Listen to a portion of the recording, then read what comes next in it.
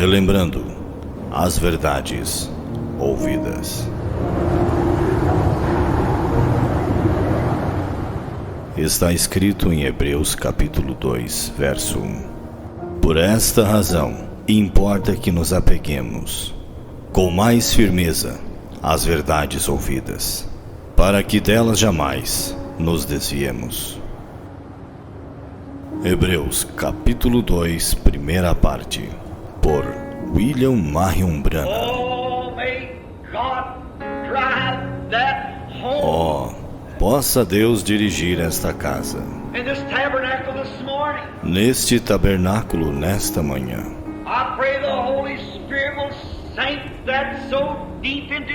Eu oro para que o Espírito Santo grave isto profundamente em nossos corações.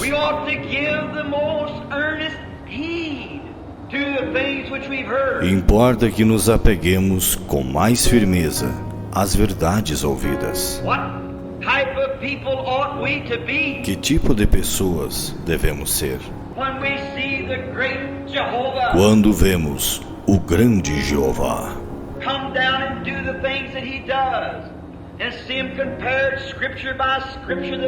descer e fazer as coisas que ele faz e vê-las comparadas, escrituras por escrituras, que elas são a verdade.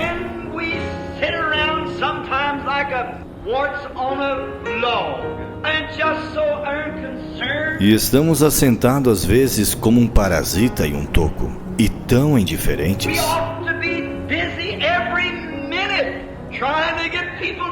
Devemos estar ocupados a cada minuto, tentando levar pessoas a Cristo. Devemos ser rochas vivas.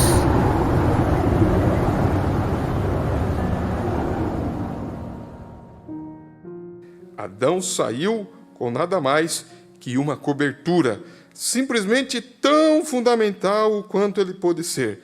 Mas aquela foi a coisa errada.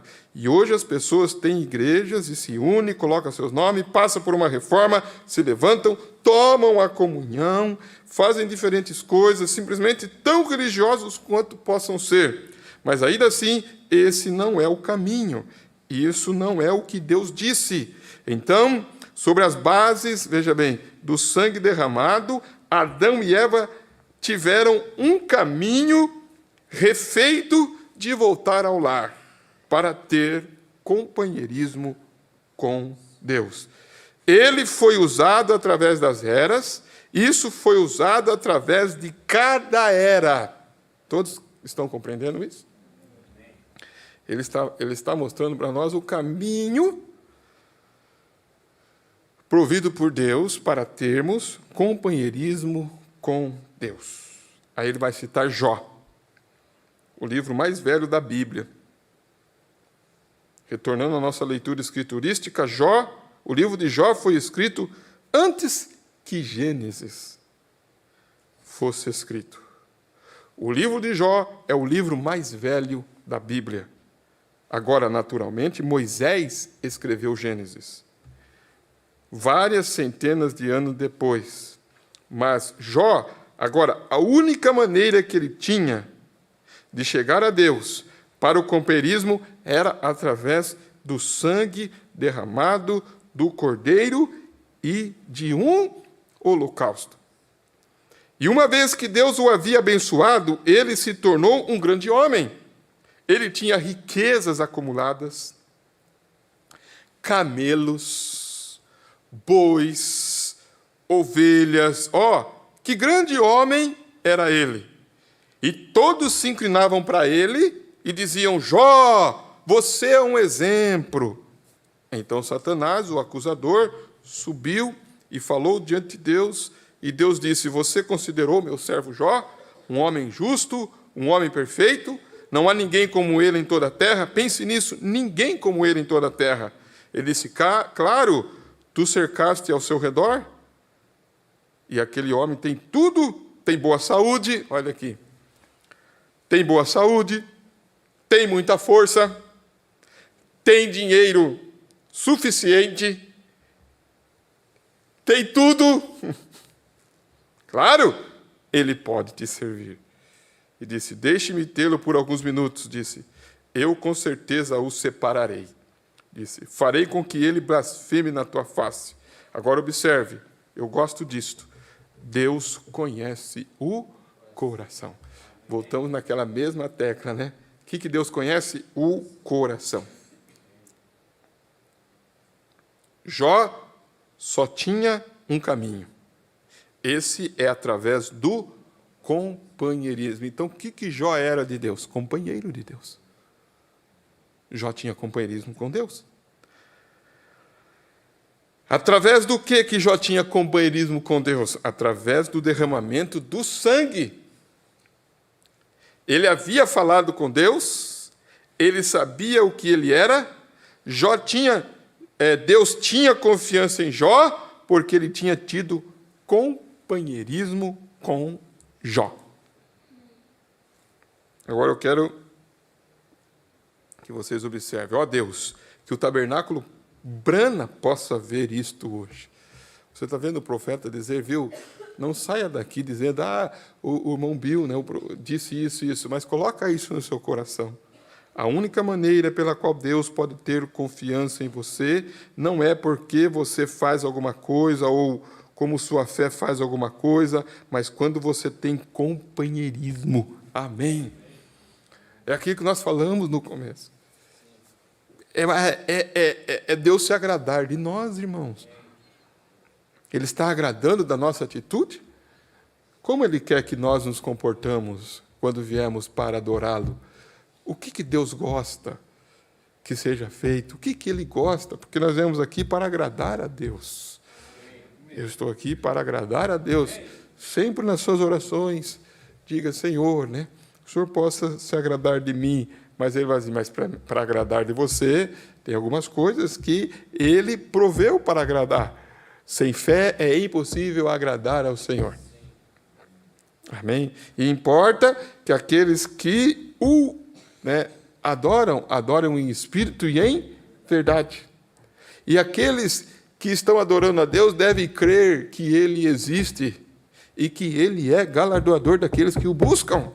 É você crer, é você confiar, ainda que seja na pior, da circunstância, você continua confiando em Deus, como aqueles 3 jovens hebreus. Se Ele não nos livrar, Ele vai continuar sendo Deus. Se Ele não livrar você dessa fornalha, o que Ele vai continuar sendo para você? Deus. Aquela luzinha lá, Ele vai continuar sendo Deus. Isso agradou a Deus ou não agradou? Ele entrou lá junto, agradou tanto a Deus que Deus disse para os anjos o que? Não, vocês não vão descer lá. Eu vou descer para estar com Ele e ter companheirismo com eles. Eles tiveram companheirismo, mas eles eram companheiros de Deus. Que grande coisa é isso, não é? Por isso que o profeta está dizendo, a única maneira pela qual Deus pode ter confiança em você é quando você tem o quê? Vocês estão entendendo isso ou não? Qual que é a maneira de Deus ter confiança em você? Tá. E para ter companheirismo, vocês vão ver aqui, algo aqui. Um grande reavivamento batista está acontecendo agora. Ele vai dar um exemplo aqui. Ouvi um pregador batista dizer outra manhã, em um lugar aqui, haverá mais membro batista fora de churches do que os que estarão presentes no avivamento batista. Esta é a verdade. Por quê? Porque a igreja batista tem abandonado. Eles se tornaram membros batistas, eles se tornaram batistas se unindo à igreja, eles se tornaram batistas através de um tanque de batismo. Mas, se eles tivessem companheirismo com o seu Criador, na presença de Deus, para falar e comungar com Ele, esse seria um tesouro muito maior do que as coisas desse mundo. As pessoas não imaginam o quanto é saciável ter companheirismo com Deus. Por exemplo, ter companheirismo com Deus tira fome ou não? Vamos ver se vocês entenderam a pergunta. Tira fome ou não? Tira, irmão Alessandro. Vamos ver se você entendeu a pergunta. Tira a fome? Uma pessoa que tem companheirismo com Deus, tira a fome dele ou não? Tira. Porque Jesus não estava com fome naquele dia lá, quando os discípulos foram buscar água para comer. E ofereceram para ele, ele falou, não quero comer. Aí disseram assim, será que ele tem outra comida, alguma coisa? Ele disse, não, a minha comida é fazer a vontade do meu Pai. Tira a fome ou não tinha? Vocês estão entendendo, irmãos? Ter companheirismo com Deus tira sono?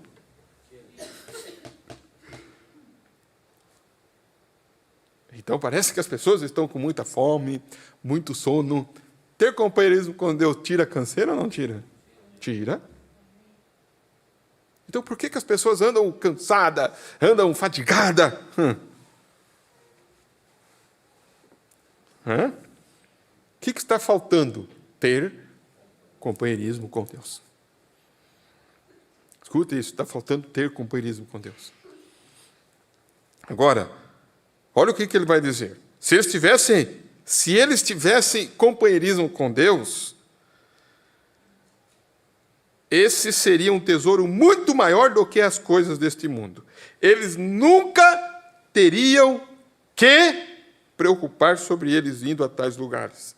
Você não tem que se preocupar com isso. Se um homem alguma vez entra no companheirismo, tira a preocupação ou não tira? Ter companheirismo com Deus tira a preocupação? Tira. Tira a preocupação. Você vai dizer, né? Você tem companheirismo com Ele, tudo está bem. Como aquela mulher. Como que vai? Tudo está bem. Você tem dentro de você uma certeza que as coisas estão bem. Agora, essa é a parte central. Escuta, igreja, essa é a parte que eu quero deixar dentro desse assunto e depois nós vamos entrar para outra meditação, como disse o profeta, para unir. Eu quero que vocês observem bem esse parágrafo 165. Ele vai dizer algo aqui que deve fazer a nós pararmos e meditarmos. Você poderia me dizer que grande sujeito era o irmão Neville? Todos podem chegar ali? Quão bom homem ele era. Se eu simplesmente ouvisse, correto? Iria crer nisso, ponto. Quantos entenderam até aqui?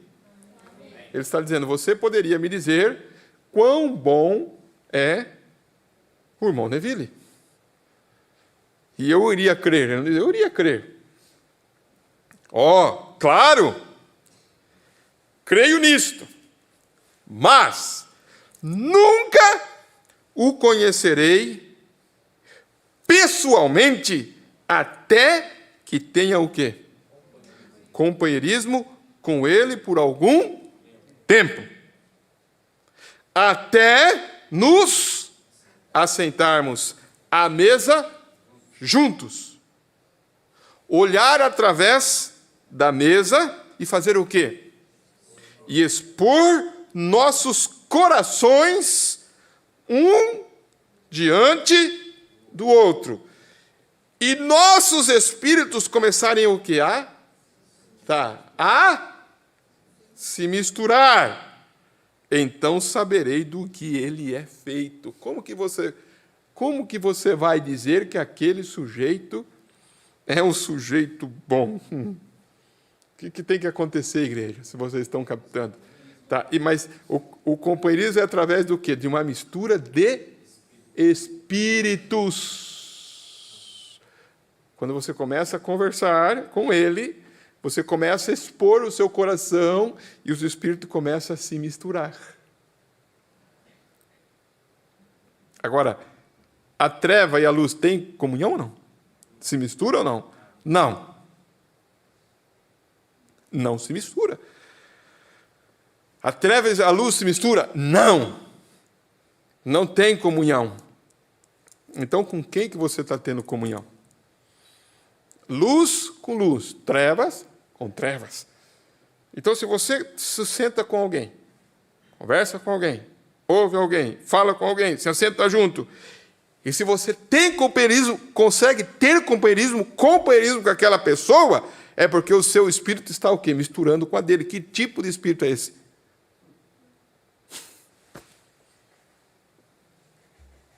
Você acha que o Espírito de Deus vai se misturar com as trevas? De forma alguma.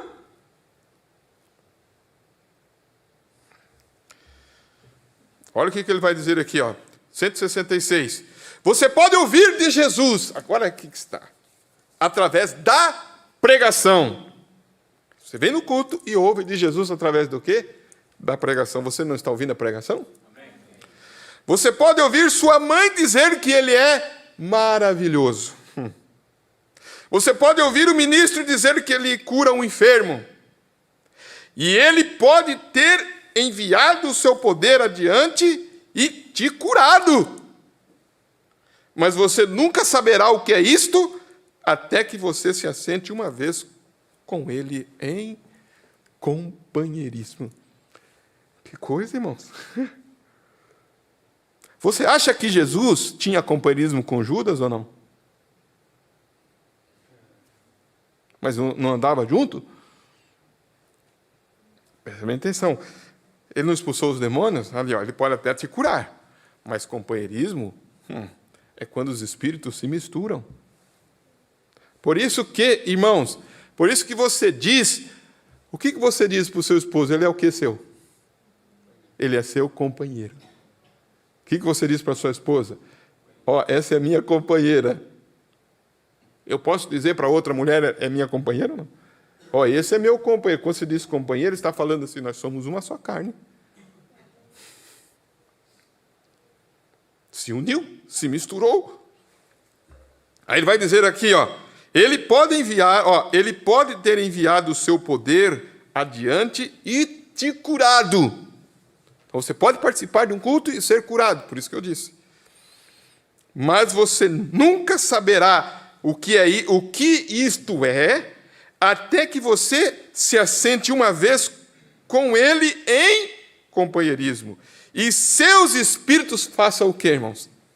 E seus espíritos se misturem, testemunhando um com o outro que vocês são filhos e filhas de Deus. Então as velhas coisas passarão. Não terá você que se preocupar mais com o mundo, pois através de um sacrifício, ele aperfeiçoou para sempre aqueles que tiveram companheirismo com ele através do sangue. O companheirismo. Ele está citando qual escritura para nós aqui? Quem que sabe? Pois através de um sacrifício, ele aperfeiçoou para sempre aqueles que tiveram companheirismo com ele. Qual a escritura que ele está citando? Vamos ver se vocês estão em companheirismo com a palavra. Qual a escritura que ele está citando aqui? Qual que é o assunto que ele está falando conosco aqui? Identificando com o quê? Com o nosso cordeiro. Qual que é a escritura, irmãos, que nós estamos nos alimentando, estamos comendo?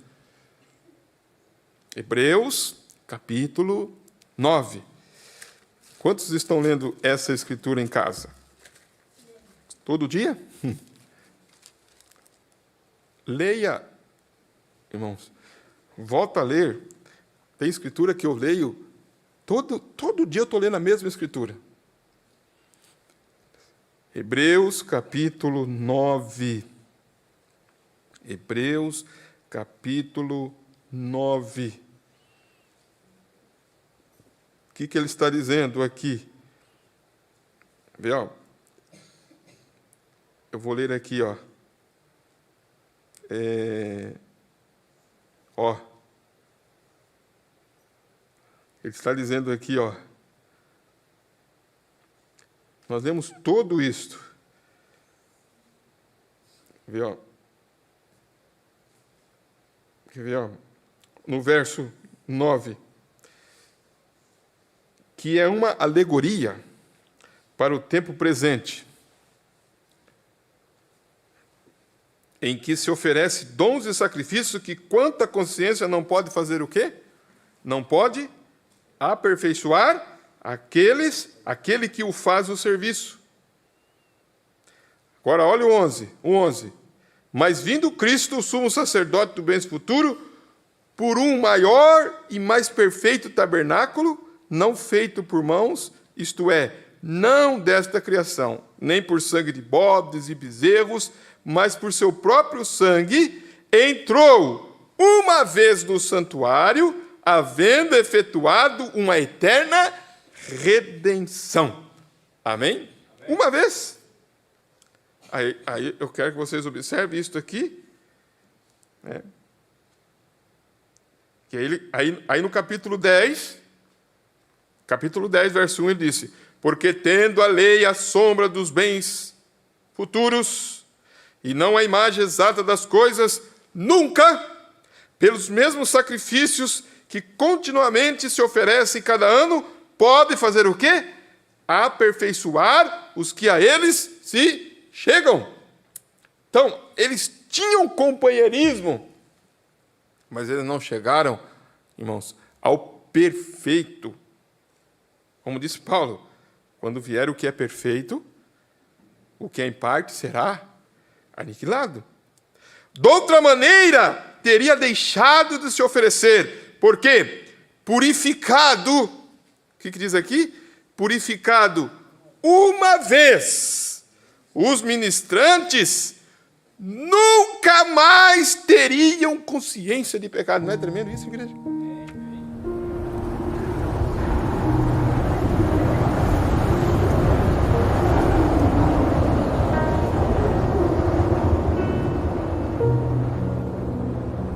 Relembrando as verdades ouvidas.